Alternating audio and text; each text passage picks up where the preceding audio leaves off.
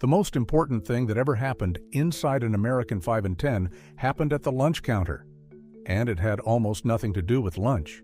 I'll get there, I promise. But to understand why that one counter mattered so much, you first have to understand the man who put it there, and how strange his whole idea was when he first had it. His name was Frank Woolworth, a farm boy from upstate New York, and by every account, including his own, he was a terrible store clerk. He was slow, he was painfully shy. Customers made him nervous, made him sweat. The plain truth is that the work he would eventually conquer was work he was bad at to begin with. There is something almost comforting in that, if you think about it. But he had one idea that nobody had really tried. His first attempt at it failed. A little store that simply did not last. Then, in 1879, he opened another one, in Lancaster, Pennsylvania. And this time, it worked. Here was the idea. Every item in the store would cost 5 cents or 10 cents, nothing more. And the goods would sit right out in the open, on tables, each one marked with its price. So a customer could pick a thing up, turn it over in their hands, decide for themselves, without ever once having to ask a clerk for help. That sounds like nothing now. It was very nearly everything then, because before Woolworth, shopping meant standing at a counter and asking. The goods were kept behind the clerk, and the price was whatever the clerk decided you would pay. It might not be the price the next person paid. You haggled, you performed. You hoped you weren't being taken for a fool. Woolworth threw all of that straight out. The price was the price. It was printed, it was final. And it was the same for the banker's wife and the bricklayer's wife.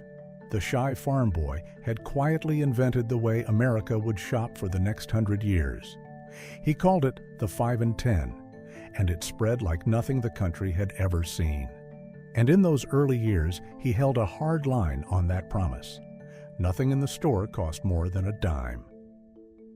Eventually, the world being what it is, prices crept past that ceiling, but the spirit of the thing held on for a very long time. A Woolworth's was where you went when you did not have much, and it never, ever made you feel that way for going there. That was not really a slogan. It was a kind of trust, a handshake printed on a price tag. By the time Frank Woolworth was done, there were thousands of his red and gold storefronts. At its height, the company ran something on the order of 3,000 stores. He had built an empire, and he had built it a nickel and a dime at a time. Let me give you just one measure of how much money that turned out to be. In 1913, Woolworth put up a skyscraper in Lower Manhattan, the tallest building in the entire world, and it held that title for the better part of 2 decades. He paid for it in cash, around $13.5 million. No mortgage, settled in full. A clergyman at the opening called it the Cathedral of Commerce, and the name stuck forever. And on the night it opened, the President of the United States, Woodrow Wilson, sat in the White House and pressed a single button.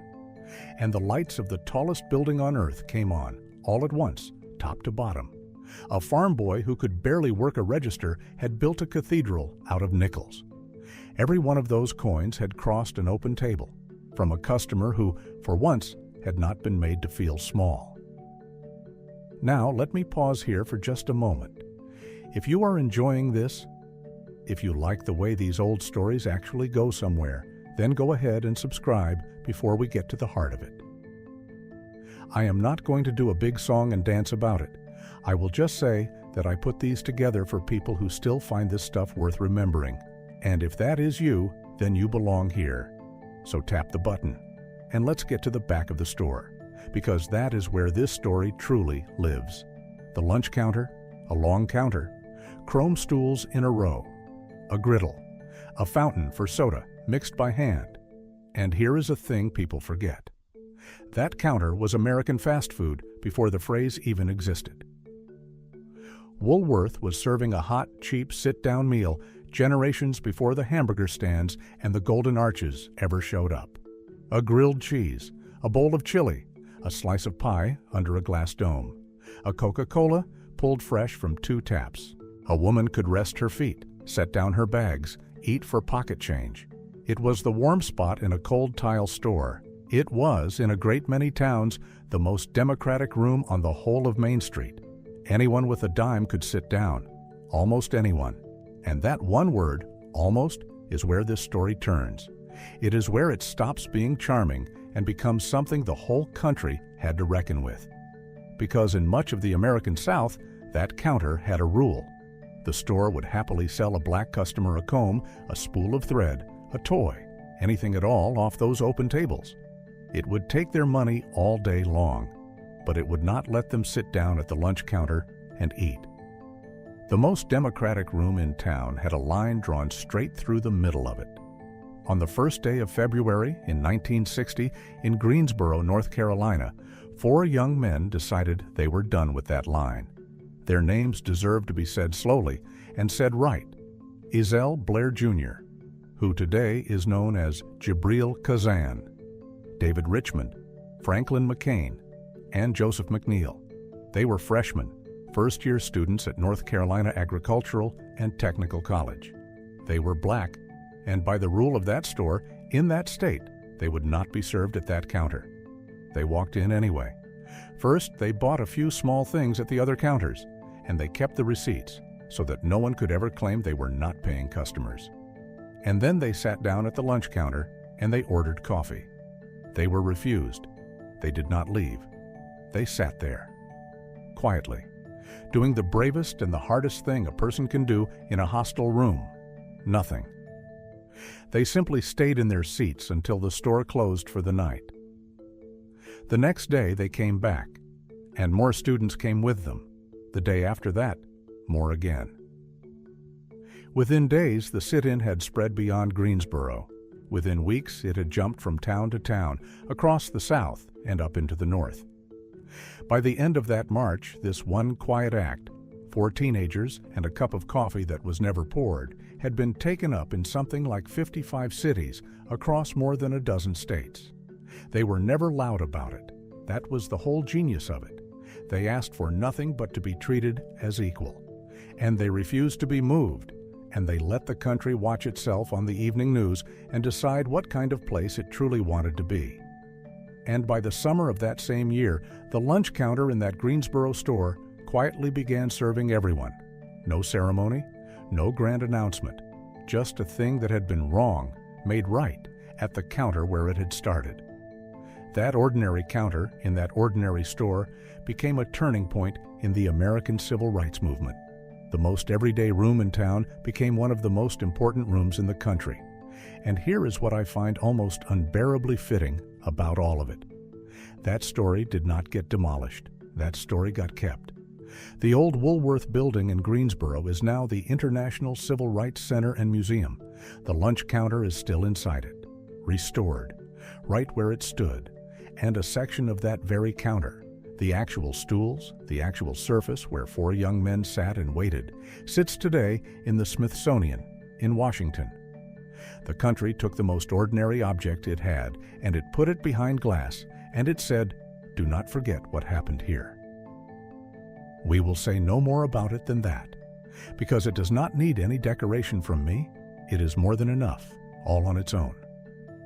Now let me bring the rest of the story home, because the empire that built that counter did not last either. What killed Woolworth in the end was a slow squeeze, not a single blow, and it is worth saying just how far it had to fall. At its peak, the company had spread well beyond America, stores in England, in Germany, in other corners of the world. Counting all of its various brands, it ran many thousands of locations. This was not some small-town curiosity that quietly faded. This was one of the largest retailers the world had ever built. And it came apart all the same. The discount chains came, the big stores out by the highway, selling the same goods for even less. The shopping malls came and pulled the foot traffic right off of Main Street. And the variety store, the place built around the nickel and the dime, slowly found that a nickel and a dime no longer added up to a living. Through the 1980s and into the 90s, Woolworth closed its stores by the hundreds. The counters went dark, one at a time, in towns that barely noticed until the stool was already gone. And then, in the summer of 1997, the company shut the last of its American variety stores for good. It did not even keep the name. It renamed itself. It pivoted into selling shoes and athletic gear. And it survives today as a company you would never, ever connect to a shy farm boy and an open table in Lancaster, Pennsylvania. The 5 and 10 was finished after more than a century of feeding the country. So walk down an old Main Street now, and you can still find the bones of these stores once you learn to spot them. The long, narrow floor, the high, pressed tin ceiling, the wide display windows where the Christmas toys used to go. But the window holds a phone shop now, or a tax office, or brown paper and a sign that says, "For lease." The open tables are gone, the soda fountain is gone, and the lunch counter, the warm room at the back where a town came to rest its feet and where 4 young men once made America keep its own promise. That is gone from very nearly every one of them. There is no griddle anymore. There is no waitress who knows your usual order. There is no place in the modern version of that store to simply sit down among strangers and be their equal for 20 minutes. Except in Greensboro. In Greensboro, the counter is still there, restored, lit, cared for. 4 empty stools with a whole museum built up around them. And if you ever find yourself in that town, go and stand in front of it for a minute. Just a minute. Look at the ordinary chrome and the ordinary surface. Think about how cheap the coffee was and how much it finally cost. A dime could buy you a seat at that counter. 4 young men proved the seat was worth far, far more than a dime. Before I let you go, I want to ask you something. And I ask it on every video because the answers are the best part of this whole channel. Was there a Woolworth in your town, or a Kresge, or a McCrory, or a Murphy? Tell me about it down in the comments. The street it stood on. What you bought there as a kid. Whether you remember the lunch counter at the back, leave it below and subscribe so the next one finds you. Because these places are only really gone when the last person who remembers them stops telling the story. And as long as you are here telling me yours, they are not gone yet. That is the thing the 5 and 10 left us, not the penny candy, not the pie. A single plain American room, where, for 1 cup of coffee that nobody would pour, the whole country was finally asked to mean what it said.